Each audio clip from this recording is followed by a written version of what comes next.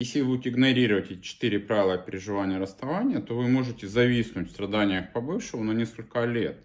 И напротив, если же вы будете делать все в соответствии с этими правилами, то расставание у вас пройдет за 2-3 месяца. Самое важное, 4-е правило. Первое, вам нужно прекратить все контакты, все общение с бывшим. Не смотреть сторис, интересоваться, как проходит его жизнь.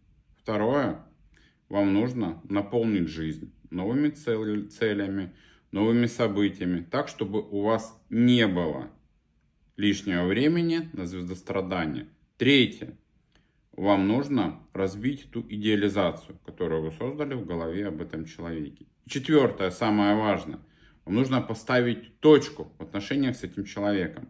Понять, что никакие возвраты вам не нужны, что любые продолжения бесперспективны. Пока вы этого не сделаете, переживание расставания не начнется. И вы можете на этом зависнуть на несколько лет.